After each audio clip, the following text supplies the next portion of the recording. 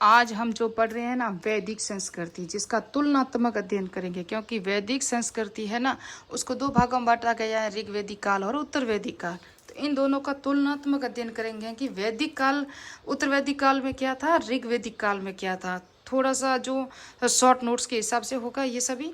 तो ऋग वैदिक काल या पूर्व वैदिक काल भी इसको कहा जाता है। यहाँ लोहे से परिचित नहीं थे लोग, लेकिन उत्तर वैदिक काल आते आते लोहे से परिचित हो गए थे। कहाँ पर मिले थे?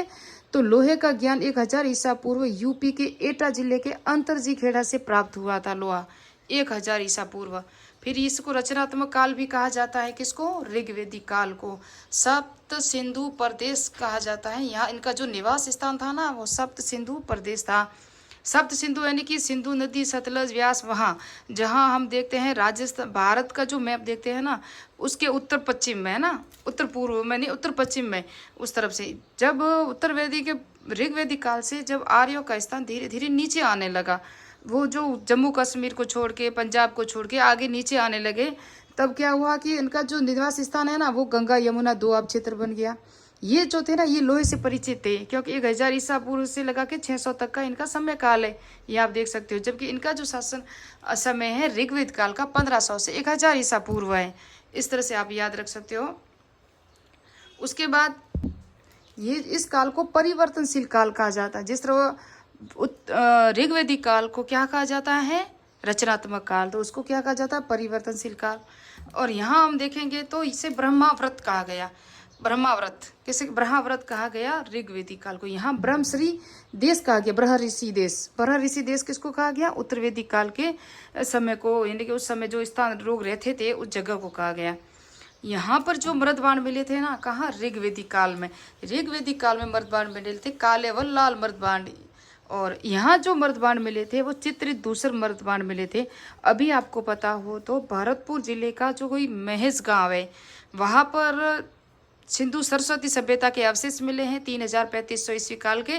वहाँ मर्दबाण भी मिले हैं, सिक्के भी मिले हैं, शंख, कुषाण, कनिष्क, शुंग वंश और महाभारत कालीन मर्दबाण भी मिले हैं, सिक्के भी मिले हैं। तो ये वेरी इंपॉर्टेंट है। अभी 2025 में ऐसे जो वहाँ खुदाई हुई है वहाँ मिले हैं। कहाँ मिले हैं? भरतपुर का महेश गांव है, वहाँ पर मिले थे। और इसे कहते हैं, यहाँ पर जो था ना ये वंश की संकल्पना थी। संयुक्त परिवार प्रथा यहाँ भी थी और उत्तर वैदिक काल में भी संयुक्त प्रथा थी, लेकिन यह गोत्र की संकल्पना थी और वहां पर वंश की संकल्पना थी। कैसी थी? वंश की। यहाँ शासक क्या था? राजन था। क्या था? राजन। यहाँ जन थे, वंशानुगत नहीं था राजा। यहाँ जन होता था, कुलप होते थे, विस्पति, विष फिर विस्पति होते थे, फिर ग्रामीणी भी होते थे और जन होता था जो राष्ट्र भी होता था। उस तरह से होता था। और वंशानुगत नहीं होता, क्योंकि आपको पता हो इस शासन काल में ऋग्वेद काल में सभा, समिति, विदर्थ, 3 प्रकार की जो समितियां थी, संस्थाएं थी। और इनको शायद आपने पढ़ा होगा अर्थशास्त्र। अर्थशास्त्र में सभा और समिति को प्रजापति की 2 पुत्रियां बताया है। तो यहाँ पर सभा है वो उच्च सदन था, समिति था निम्न सदन था। सभा की जो भी सदस्य, समिति के जितने सदस्य थे ना ये जनसाधारण समिति थी, समिति। और यहाँ हम जिस तरह हमारा लोकसभा है ना उस तरह थी ये समिति। तो ये समिति चुनकर जाती थी, वहाँ समिति चुनती थी अपना राजा। तो ये वंशानुगत नहीं था। लेकिन यहाँ आते आते राजा का पद क्या हो गया? वंशानुगत हो गया। उत्तर वैदिक काल में वंशानुगत हो गया, राजा का पद हो गया। और आगे मैं अभी बताऊंगी इनकी जो राज व्यवस्था, राजनीतिक व्यवस्था बता दूंगी। उत्तर ऋग्वेदिक काल की और उत्तर वैदिक काल की दोनों की बताऊंगी। व्यवसाय यहाँ पशुपालन था पहले। वस्तु विनिमय प्रणाली दोनों में थी, यानी कि उत्तर वैदिक काल या वैदिक सभ्यता दोनों में ही थी। वस्तु विनिमय, वस्तु के बदले में वस्तु। जैसे मैं आपको सब्जी दे रही हूँ तो आप मुझे अनाज दे सकते हो, मैं आपको अनाज दे रहा हूँ आप मुझे सब्जी दोगे, उस तरह से था। गाय वगैरह देना है तो गाय के बदले में गाय। और गाय सबसे अमूल्य वस्तु थी किसके अंदर? वैदिक काल में। व्यवसाय यहाँ कृषि भी शामिल हो गया। पहले पशुपालन था किसके अंदर? ऋग्वेदिक काल में। यहाँ क्या हो गया? पशुपालन शामिल हो गया। और नियमित कर व्यवस्था चालू हो गई यहाँ पर। किस काल में? उत्तर वैदिक काल में नियमित कर लेने शुरू कर दी, क्योंकि राजा वंशोन्नत हो गया था। यहाँ पर स्वेच्छा कर था। कहाँ पर? ऋग्वेदिक काल में देखेंगे स्वेच्छा से जो कर दिया जाता था, अपनी खुशी से कर देते थे, उसको बलि कर कहा जाता था। कौन सा कर था? बलि कर। लेकिन ये अपनी इच्छा से, आप पर दबाव नहीं था कि आपको देना ही पड़ेगा। और यहाँ आपके नियमित कर व्यवस्था हो गई, आपको कर तो टैक्स देना ही देना है। और उसके बाद उपनयन संस्कार, सभा, समिति, महिलाओं का प्रवेश था। यहाँ पर महिलाओं का साथ में लिया जाता था। सभा में भी महिलाएं होती थी, समिति में भी होती थी, उपनयन संस्कार में भी होती थी। लेकिन यहाँ उत्तर वैदिक काल आते आते महिला का प्रवेश वर्जित हो गया, महिला को अंदर शामिल नहीं किया गया और विदर्थ थी ना सब जो भी संस्था उसको समाप्त कर दिया। विदर्थ सभा वो थी, जिस तरह सभा समिति मैंने समझाया है, विदर्थ सभा वो थी जो सैनिक और धार्मिक थी। सैनिक जो अपना लूट मार के जो भी धन लाते थे ना, तो विदर्भ सभा के अंदर जाके अपना बांट कर धन लेते थे, धर्म के प्रति भी थी, तो ये विदर्भ सभा थी। और विदुषी महिला कौन कौन सी थी? ऋग्वेद काल में घोषा, अपाला, लोपामुद्रा थी। जबकि यहाँ पर उत्तर वैदिक काल में थी मैत्रेयी, गार्गी, वेदवती। उपनयन संस्कार यहाँ समाप्त हो गया ऋग्वेद काल में, और सॉरी उत्तर वैदिक काल में। ऋग्वेद काल में महिला उपनयन संस्कार होता था।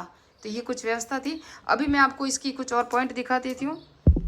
तो ऋग्वेदिक काल में जो राज व्यवस्था थी वो आप देख सकते हो। कुल था, जो कुल कहलाता था, कुल का प्रधान, सबसे छोटी इकाई कुल अर्थात परिवार थी राजनीतिक संगठन। उसके बाद ग्राम बनता था, कुलों को मिलाकर ग्राम बनाया जाता था, है कुल को मिलाकर ग्राम बनता था, और ग्राम का मुखिया होता था वो ग्रामीणी होता था। उसके बाद है विस, ग्रामों के समूह को विस कहा जाता था। ये ऋग्वेदिक कालीन राजनीतिक व्यवस्था है, आप देख सकते हो। ये कुट या कुलुम उसका कुलप होता था, ग्राम ग्रामीणी, विस विस्वती, जन का गोप होता था प्रधान, और राष्ट्र का राजन होता था। मैंने कहा अभी राजन था। ये 3 समितियां थी। मैंने कहा सभा ऋग्वेद काल की सबसे महत्वपूर्ण संस्था, वृद्ध अभिजात लोगों की संस्था थी। इसका मुख्य कार्य न्याय करना था। उसके बाद समिति जो जन प्रतिनिधि सभा थी, जनता का प्रतिनिधित्व करती थी। समिति का अध्यक्ष ईशान होता था। समिति राजा का चयन करती थी। मैंने कहा ऋग्वेद काल में राजा का चयन होता था, निर्वाचन होता था, यानी कि वंशानुगत नहीं था ना। लुडविग महोदय ने सभा को उच्च सदन और समिति को निम्न सदन का। यह है विदर्भ। विदर्भ है ना, यह आर्यों की सबसे प्राचीन राजनीतिक संस्था थी विदर्भ। इसमें सभा को इसको जनसभा भी कहा जाता था। कबीलाई तत्वों की प्रधानता थी। धार्मिक और सैनिक महत्व कार्य करना, सैनिक लूट माल में जो भी धन आता था उसका विभाजन का कार्य करना। इसमें महिला भी भाग लेती थी। अथर्ववेद में सभा समिति की प्रजापुत्री की 2 पुत्रियां बताया। मैंने कहा अथर्ववेद में सभा को नरिष्ठा, वाद विवाद स्थल कहा है, किसको? सभा को। और अनंती, जिसके निर्णयों का उल्लंघन न हो। ऋग्वेद में सभा का 8 बार, समिति का 9 बार, विदत का 122 बार वर्णन मिलता है। और गण होता था ना, गण का 46 बार उल्लेख मिलता है। और उसके बाद है दशराज का युद्ध हुआ था। क्यों हुआ था आपको पता हो तो? दशराज का युद्ध हुआ था ऋग्वेद के 7वें मंडल में पुरुष रावी नदी के तट पर हुआ था, ये भी वर्णन है। भरत वंश, इस युद्ध का जो भारत वंश था के साथ त्रिशु कबीले का था। सुदास था, राजा सुदास तथा अन्य 10 राजाओं के समूह के बीच में लड़ा गया। क्यों लड़ा गया था आपको पता हो तो? सुदास था ना, उसका जो पुरोहित था कौन था? विश्वामित्र, उन्होंने उसको हटाया था। और किसको लगाया था? वशिष्ठ को। ये लिखा हुआ देखो, दशराज युद्ध में जन के राजा सुदास का पुरोहित वशिष्ठ था तथा पराजित राजा का पुरोहित विश्वामित्र था। इस युद्ध का कारण सुदास द्वारा विश्वामित्र को पुरोहित पद से हटाना, यानी कि सुदास का जो पुरोहित था ना वो विश्वामित्र था पहले, सुदास ने इसको हटा के वशिष्ठ को बना दिया। तो इससे क्या हुआ? युद्ध हो गया।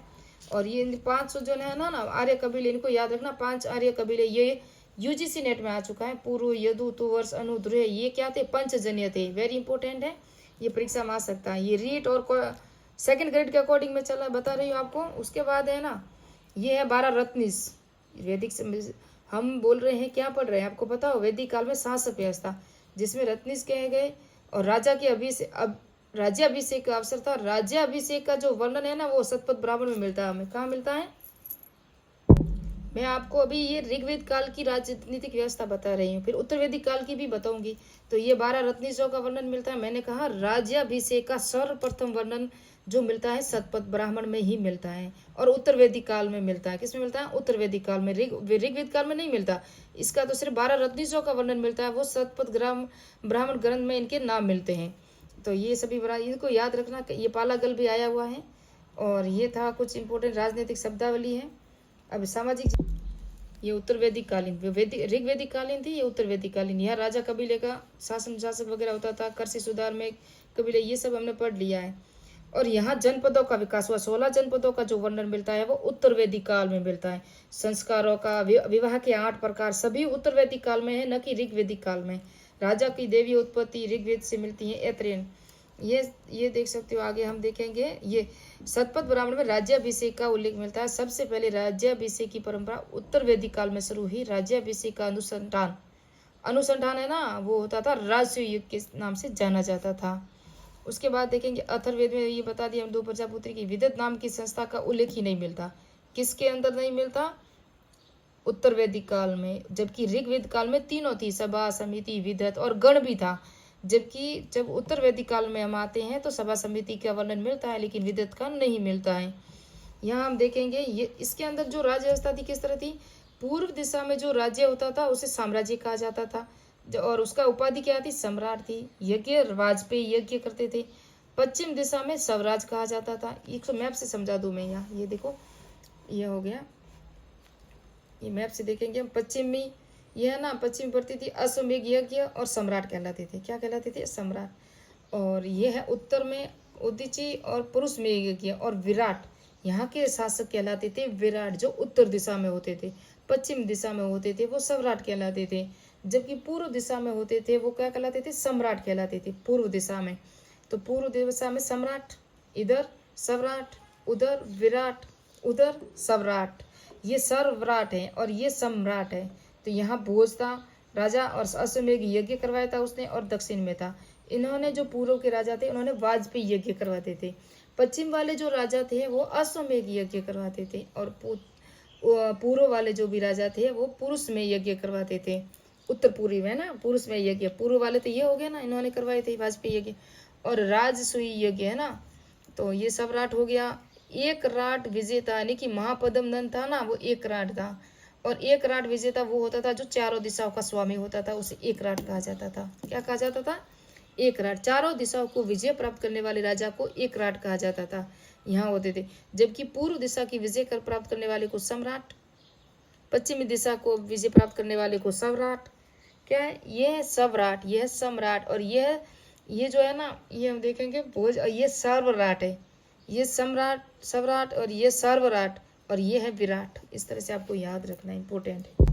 ये आज चार पुरुषार्थ थे ना, चार पुरुषार्थ, ये भी उत्तर काल वैदिक काल की जो देन है। आश्रम व्यवस्था स्थापित हुई। आश्रम व्यवस्था की रचना चारों पुरुषार्थ की प्राप्ति के लिए की गई। गृहस्थ आश्रम को सभी आश्रम में श्रेष्ठ माना गया।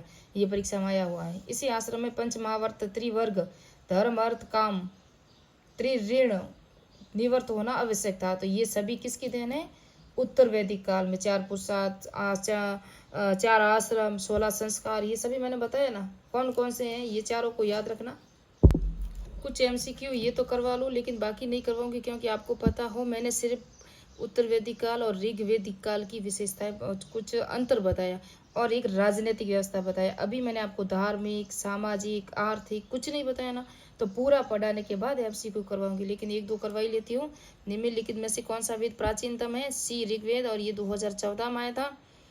और उसके बाद एक आया था चारों आश्रमों का उल्लेख सर्वप्रथम किस उपनिषद में मिलते हैं? चारों आश्रमों का जो वर्णन मिलता है वो जाबाली उपनिषद में मिलता है। वैदिक सभ्यता का समयकाल, वैदिक सभ्यता का पूछा है पूरा, तो 1500 से 600 है।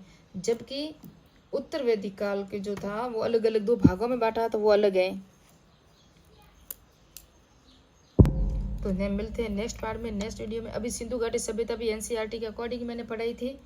कुछ पॉइंट मैंने इसमें से लिए हैं जो 12 क्लास की NCERT बुक है, और कुछ पॉइंट मैंने यहाँ बुक से ली है जो राजस्थान की 6 क्लास की बुक है, वहाँ से लिए हैं।